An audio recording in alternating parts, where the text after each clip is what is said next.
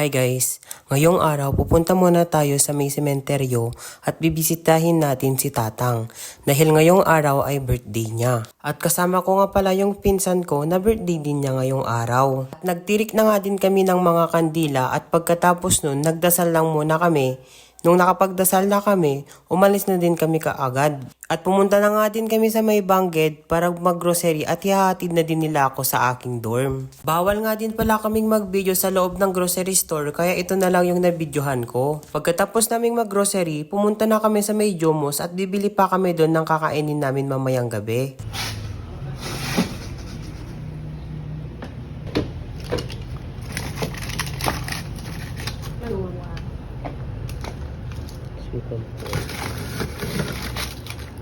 Pork na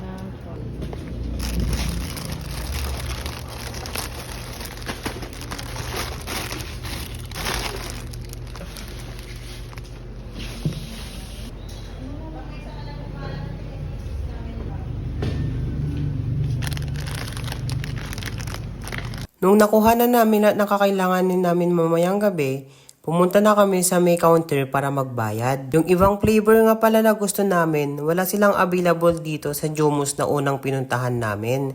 Pupunta na lang kami sa ibang branch ng Jomos, sigurado naman may available na doon.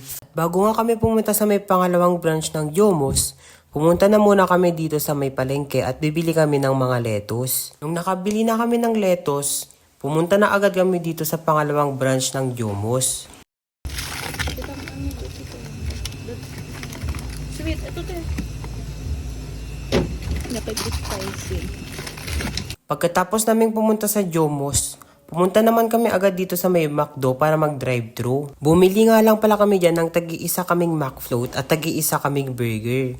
At nag-uwi na din kami ng memerendahin nila sa bahay. At nung nakabili na nga pala kami sa may McDo, hinatid na nila ako sa may dorm kasi mamayang gabi pa ako uwi. May klase pa kasi ako mamayang hapon at mamayang gabi. Fast forward, ito na nga, papasok na ako papuntang school. Habang naghihintay nga pala kami dito ng pang night class namin, pumunta na muna kami sa may coffee shop.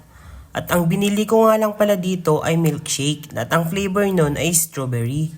At fast forward, natapos na ngayong night class namin at umuwi na din ako. At inabutan na nga din ako dito ng traffic pero okay lang kasi nandun na din naman yung kapatid ko sa may Parta Station at doon niya ako hihintayin. Ito na nga at pauwi na din kami. Bago nga pala kami pumunta sa may bahay ng pinsan ko, umuwi na muna ako sa bahay para maligo. At fast forward, nandito na nga din kami sa bahay ng pinsan ko dahil dito siya naghanda. Kasi last year, dito rin sila naghanda ni Tatang nung birthday nila kasi same din sila ng birthday, kaya same din sila ng putaheng lulutuhin. At yan na nga rin lahat yung binili namin kanina. Ayun lang for today's video. Bye!